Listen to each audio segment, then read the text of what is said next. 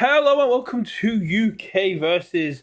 We are back from Albuquerque Regionals, and I am joined by the amazing king of monsters himself, Andrew Porat, back-to-back regional winners, and had to leave before anyone even got a word in with him at regionals. So luckily, he's got some time to spend with me today. How are you doing?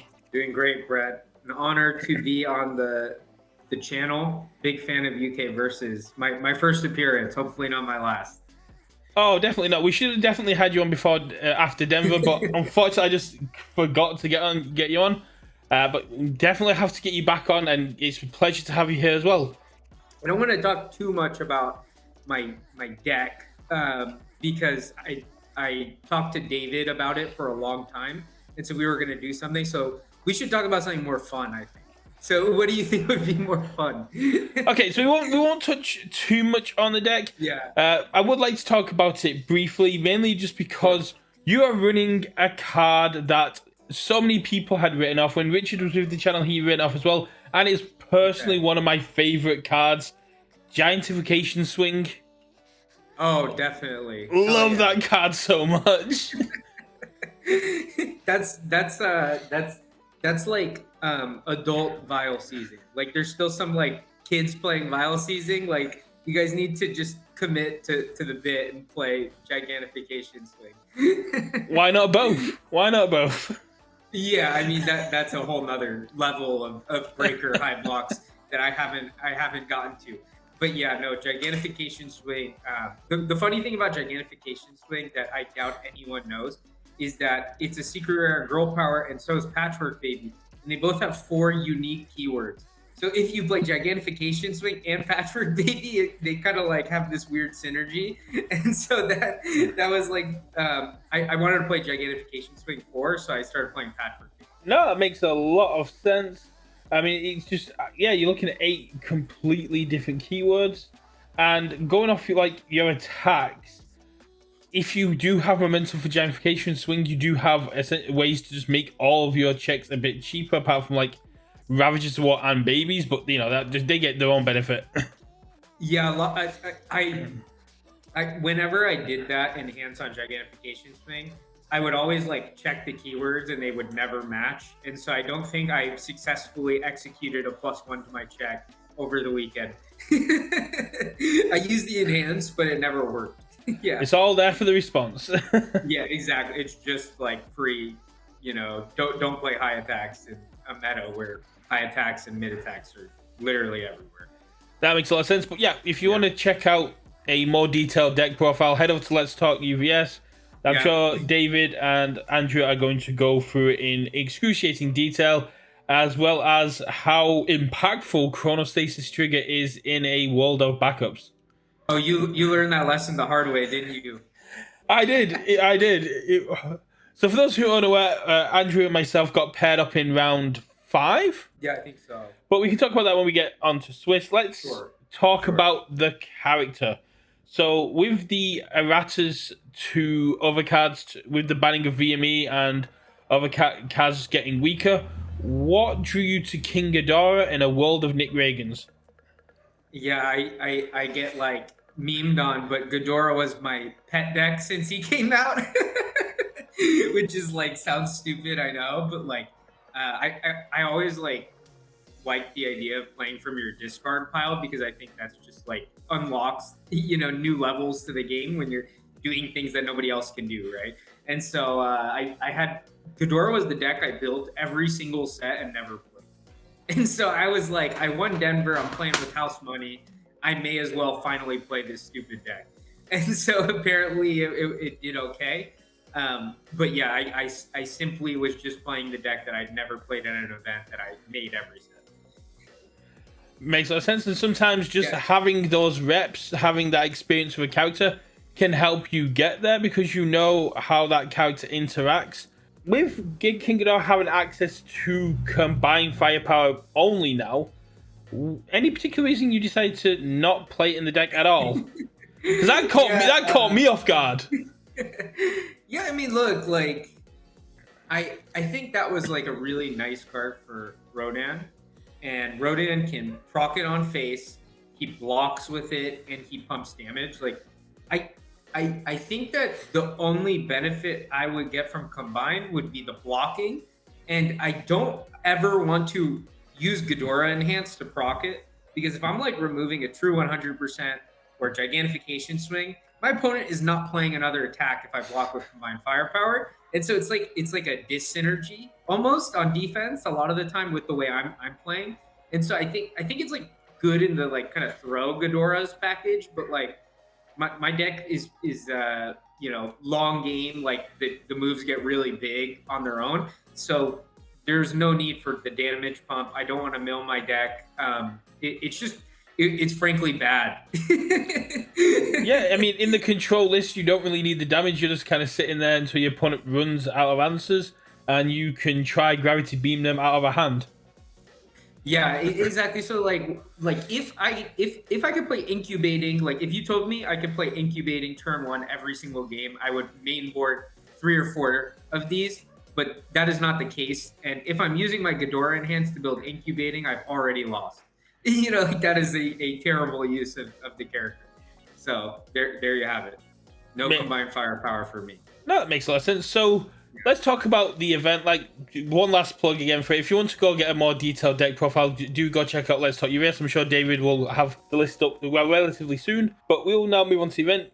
So, did you manage to get any side events in on Friday? Honestly, so I stayed at an Airbnb with a bunch of the guys from the Let's Talk UVS team. And I got in around like 3:30, and I went to the Airbnb, got dropped off with an Uber, and I was just waiting for them to come back for like 4 hours. It never occurred to me until it was too late that I should just Uber to the event. So I just sat there for like 4 hours watching YouTube, and was like, eventually there will be something to do, I guess. And it never occurred to me that I should just play side events, and like, so I didn't have the opportunity to play any because I'm an idiot. Ah, you missed out on retro. Yeah. Oh well, I'm a avid retro hater. I know it's a cool format, but like I just like don't like the idea of getting like demolished by some combo I have no idea about. Which is like I know it's like a really cool format, but for me it's like I like having the information. I like knowing what I'm going against. I like being, you know, having a little bit of control, you know, and I feel like if I dive into retro, it's like I'm stepping into like in solo leveling when they go into the double dungeon. Yeah. It's one of the things, if you get into retro, you're getting into retro. It's going to be 14 years of history you start looking up. Yeah, exactly. So I'm not ready for the double dungeon just yet. That's fair. Well, if you ever want to get in there, I'm sure I can hook you up with the dobbers. They'll give you a crash course in retro. That's what they're doing for the rest of us. Yeah, absolutely. Sounds great. So how did Ghidorah do in testing? Because I imagine you guys over at Let's Talk UVS have been doing lots of testing. You've been doing lots of running back. So how was Ghidorah doing when you were testing it? Here's some like insider testing of how we did testing. We only tested like 2 or 3 matchups, and we tested them like beyond belief. So we tested Air Nick Reagan, Air Deku, like to the nth degree, because we thought those were the 2 best decks. And so I didn't really test that much otherwise. Like I asked my friend, people on the Discord know him, DeQuavius Bingleton. I was like, hey, like, let me get some games against Rodan. I played like literally 1 set against Rodan, and that was it. And like it was like, if you can beat these decks, the rest of them are kind of like easier mode, right? You know what I mean? Like, it's like if you you know, play against the hardest decks in the room, you'll probably be fine. So that was honestly how it went. Like, I got a couple games here and there from like the just going on the Discord looking for games when I was like bored. But generally speaking, I came in very prepared for those 2 matchups, and otherwise it was like, yeah, it'll probably be fine. That makes a lot of sense. When I did my what I expect to see at regionals video, the first 2 I mentioned are Nick Reagan and One Punch Man Deku. Because did you know about Air Nick though, or did you not know about like the 1 check and all that? So I knew about TC's Nick because I watched the Ace Arena where he played against David, and I saw his his warp gate portal, and it was clearing the card pool. It was playing more cards. It was essentially just always playing with one progressive, and I thought that was such a cool deck. And no offense to David, but TC should have won that game. Yeah, for sure. I was messaging my friends going, TC's got this. The only way he can messes up is if he gets nothing off Nick Reagan the entire time. And yeah, you got nothing off Nick Reagan the entire time. Yeah, so that deck was like the deck that, you know, I've never played a 2-check other than in like Giro 1, and that was stupid. Toxic period of my life, let's forget about.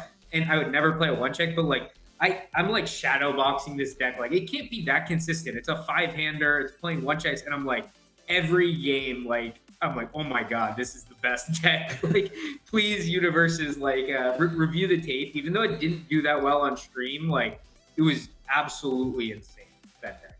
It is Reagan. It is how Nick Reagan plans to avoid being touched or errated. He just doesn't go past top 4.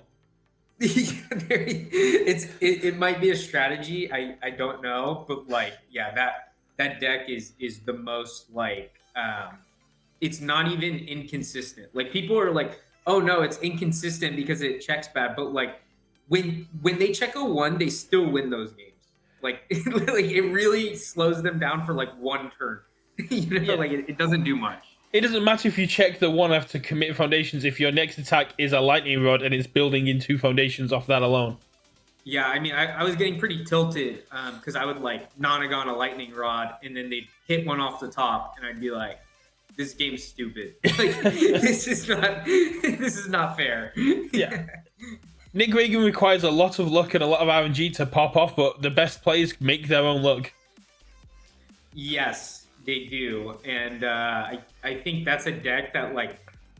So there were a bunch of people on it from the Let's Talk UVS team. I think there were like 6 people playing it, and I think the people who had the most games were TC and Ross. And Ross was Swiss champ, and TC came in like 3rd or 4th. So I mean that tells you, right? Like the experience does matter. You know, yeah. Like getting all those reps is still like worth it. There were a bunch of people who didn't want to play it because they were like, this is just not Universus. This is like a different game.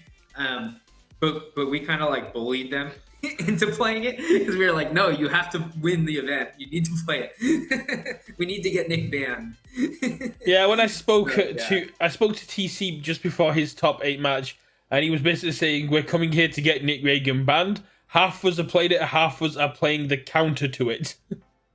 Yeah, we fully if Nick Reagan doesn't get banned, that'll be a travesty, and my fault perhaps, because I'm the only guy who had like tested this matchup. Like I probably had the most games against Nick Reagan on air as anyone, right? Because I was just punching bag, you know, against this deck so many times. So yeah, not a fair representation. So how were you feeling going into day 1? Were you confident? Were you a little bit worried? I was not confident at all. I didn't think my deck was well positioned because a lot of people were playing Void Ghidorah, which was the worst matchup for Evil Ghidorah, in my opinion. And like, imagine, you know, I have to deal with sweeping daggers every single turn, taking my best piece. It's just like impossible. So I was able to like sneak a couple wins against Void Ghidorahs, which was like very lucky, I would say. But yeah, I was coming to have fun, play my pet deck, and then win teams, hopefully. I was gonna play Air Naked teams, so. Well, that didn't pan out. Yeah, so I started 1-1-1, and I was like, all right, I'm gonna lose 1 more than drop, and then I just kept winning. So it was a good run. So who were your loss and draw in Swiss then? So I lost to Void Ghidorah, as alluded to. It was Ryan Fields, the usual head judge. He got me in, you know, I honestly, this was like the most variance thing that happened to me. 2 extremely low variance things happened. So I had a strategy against Void Ghidorah where I was going to play like multiple Chronostasis triggers, seal the character, and then just kill him 1 head, be done with it. And I drew 3 Chronostasis triggers on turn 3, and I just checked all 3s in faceplant. And I couldn't kill him because I ran out of foundations. in my deck, that's like not a thing that happens very often because I don't play that many attacks. And so that was like extremely low variance or high variance rather. And then later in the game, I'm winning the mill out, right? And I play an Irwin's final charge and like nuke my whole foundations. And I'm like, I'm gonna win this game that he's trying to mill me out. He's gonna mill out. And then he starts playing this card that's like a thief enhance. Like he had this like backup that makes him a thief, and it's like mill until you hit an attack. And I swear I milled like 25 cards, cycled, milled another 10 cards until I hit an attack, and I was like, all right, I lose. Never mind. Yeah. So it was like I Irwin's charge, like refilled my deck with foundations, and then he played this like counter to that exact strategy and just demolished me. So that was my loss in Swiss. Spiraling Fetch is a very underrated backup, the one that gives you thief. Yes. Yeah, I had never tested against it. I've never read it.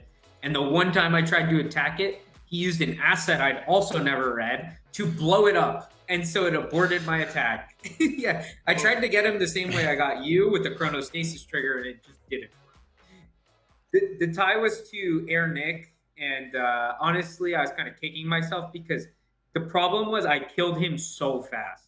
Like, it was like one of those games that just like, everything was going right, and I killed him in like 15 minutes.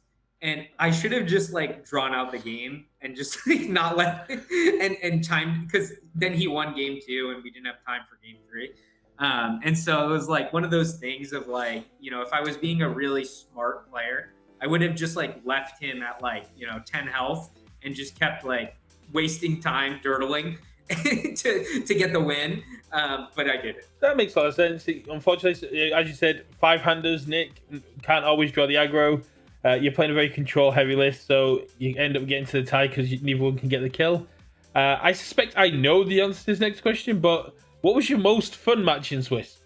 Oh, you definitely know. It was against your deck, Brett. We had an absolute blast. That was like, we were just having a good time. We both knew that our decks were like the same, just with different like contexts, like the same kind of thing. And so it was very funny. Like, I think I might have built in polite and well spoken like 12 times in our game. So many times. So it was very funny. Oh, yeah, it was just absolutely great. It was one of those things that we were just vibing the entire time. We both knew that kind of, if we lost, that was it for us. So it should have been more high stakes than it was, but it was just a pleasure to play against him, and it was so calm. It was so much fun, and I didn't feel bad losing that one. You got me with like what, 2 tri-gravity beams? Yes, I mean I had sculpted for like 8 turns in a row, and so I eventually reached the point of like, hey, I can go for it. You never overextended, to your credit. You gave me no opportunity to ever go in. You had so many foundations. True 100% was off the board. It wouldn't have even hit you. And your only downfall was you shifted your attacks into backups. And if you didn't do that, you would have just won. Or we would have tied. We would have tied, we'd have rolled the dice, and who knows? Absolutely. Yeah, I put the Smiling Titan down, and then it's something I want to talk about, because we never exchanged deck lists, so I never saw the chronostasis trigger. Or else I probably would have never shifted anything. It's just one of those things that, oh yeah, I could have totally looked at your deck. Well. I'll give you credit that you realized as soon as I played chronostasis trigger what was about to happen, whereas I did it in a couple other games to people and they didn't know what happened until it happened, and they were like reading the card like, that can't be right, and I'm just like, go ahead, call the judge. Like, I don't know what to tell you, man. Like that's how it works. On damage effects trigger, yeah, it's official. Yeah, it was a very funny like alt win con in my deck of like, hey, if they build backups, yeah. So that was the highlight for me, was us basically just having laughs, building foundations, staring at each other for like 50 minutes. And then when I did win game 1, I give you a lot of respect, because you were like, there's no point. We're not playing game 2. You got it. Yeah, it's like there was 14 minutes left. And as attractive as you are, as much as I love to spend those 40 minutes staring across from you, we could have gone and got a drink or something. Yeah. I mean, I was down to play it. Like, I had like a sideboard that was super toxic for if I won game 1-2. Like I was never ever losing a game 2 if I won game 1 to any deck other than like Air Nick with 40 minutes left. And so you made the right call. So I think the only way I could get you is how I got my tie as well. I lost to a Ghidorah the same way, but it was like 20 minutes in. And so we sideboard in against the Void, and I sideboard in Hero's Upbringing. Oh, And I get him to 2, and I play my first attack, he blocks it. I play my second attack, he activates the negative speed on the same card again. I go, seal your character, and he goes, yeah, I haven't got a high block, you got it. It's like, so me getting sealed against you was just karma for me sealing the guy the round before. I've never seen anybody land that. You're the first I've ever heard of somebody like using Hero's Upbringing to land the kill on Ghidorah. So you are him for that. I tried it at Worlds, but against one of the Oceania players did it when I was playing my Erin deck.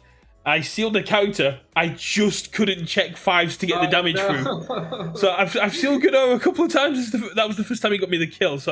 But yeah, it was an absolute pleasure. Like I said, we got to play against Hero. After that, I take it you just went on a rampage, no other losses. Yeah, I mean, honestly, you played Justin as well. Justin had a really good Smiling Titan deck, and like he was gonna kill me, and he basically just like ran out of time, and so I got a 1-0 win. But like really, it should have been a tie because he was absolutely about to kill me. He had like nine or 11 resets on his board. And like I was just like, there's no way I'm ever killing you. I'm just a punching bag waiting for the clock at this point. Because my deck cannot deal with that. Yeah. Yeah, I that was a hell of a position to be in. I sort of played against Justin, like you said, and he just had the resets and the whole strategy of I'm going to give your check minus so much that even if you have 14 foundations, you're still not blocking this. Yeah. Exactly. So like that. Yeah, Justin, honestly, like he talks a lot of smack, but he did, in my opinion, bring it to the event, and his deck was good. So Justin was a really tough matchup, and then I played a lot of good players, and respect all of them. But it wasn't too bad the rest of the way, and until like the top cut where it got a little dicey. You're going second against Air Nick. It's just you're not supposed to win those. I got a little lucky, so I was able to inch out some victories there. Well, that's just what I was about to move on to. So you finish day 1, you find out your top 8, awesome, perfect, and then you find out you're up against Ross. Not only an Air Nick going second, but an Air Nick quite well. Yeah, I mean, I was telling Ross, because Ross wasn't playing the 1-check, and I was I was telling him, like, you should play the 1-check, and our team was all like, oh, do you play the 1-check or not? And so I thought that his deck would be a little bit worse because he's not playing 4 cards in his 125 card deck, right? But honestly, Ross is a great player. Every time we practice, like I've told this to him, I'm like, I think I have the worst record against anyone against Ross. Like he beats me 80% of the time. And for some reason, I had the aura that day. Like everything was going right for me. And so it just was my day to win. You went Ultra Instinct. Yeah, exactly. I went Ultra Instinct. Like I used I farmed aura all of day 1, and then day 2, it was like I was just kind of chilling, playing the game, and everything was just falling into place. Yeah, and then immediately after one Nick Reagan that quite well, you went into immediately another Nick Reagan, another teammate, another one quite well. That side of the bracket was definitely very stacked with Let's Talk UVS players. Yeah, that was like the Let's Talk UVS side of the bracket. Carson Panos was on the other side. He had Travis, which was a tough matchup. Travis is one of the best players by far, and so Travis got him. But we were hoping it would be like Let's Talk UVS finals, but it was Let's Talk UVS versus MGLA, which was what happened in Denver as well. So that was kind of fun, getting to claim it for my team once again. Yeah, I know David does recruit some of the best players out there, as well as you guys having regular training, regular meta assessments, and that is kind of what it takes to maintain yourself as a very good competitive player. Getting the reps in, being aware of what the meta is, adapting to the meta, and it looks like you guys and David keep the team well informed and well sort of practiced. Yeah, absolutely. It's a lot of work to be competitive at this game. It's not like I'm not like Kevin Broberg, just kind of like, hey, what are you playing? Oh, can I play that deck? And then like wins the event. For me at least, and for the players on the team, we put in some. It's not like a full time job or anything, but we you have to make a choice that you're gonna like try and do well at an event. Oh yeah. I wish I could wake up the day before an event, pick a deck, and then just top cover it. I wish I was the Kevin Broberg, Keenan Meadows, Nathan James, Mike Hardiman kind of player, where you just chuck a card in a deck in my hand and I'll win with it. Yeah, exactly. That is not me at all. I'm also terrible at making first drafts of decks. I'm like, I guess there's like I don't know the schools of thought, but like I'm an editor. Like I'm not a first draft guy. My first drafts are always trash, and it takes me 100 edits to get it to a decent space. So yeah, it's a lot of time. It's just one of those things of you see a deck list, go, that's kind of cool, that's a cool list, but I'll make a couple of changes and make it my own, like a giantification swing.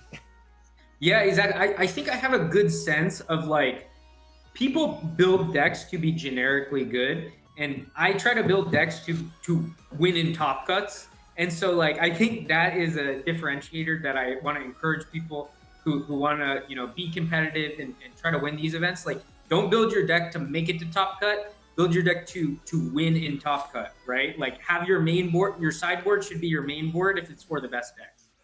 Oh yeah, okay, yeah. Yeah.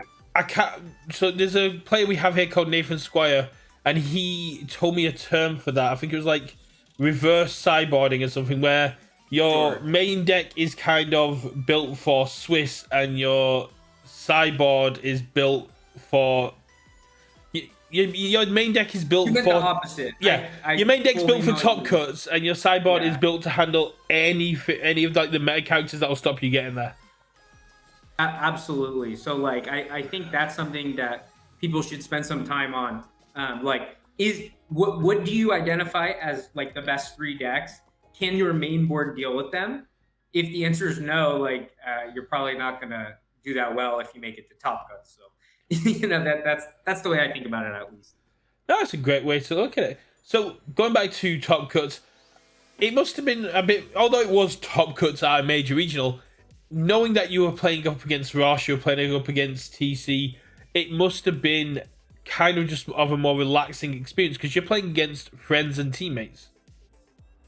Yeah, I mean, I wasn't stressing it. Like, I was playing against my teammates the first 2 rounds, and Travis is a pretty chill guy. Like, we were kind of joking around, like we were exchanging deck lists, and, we were like cracking jokes about our choices, and stuff like that.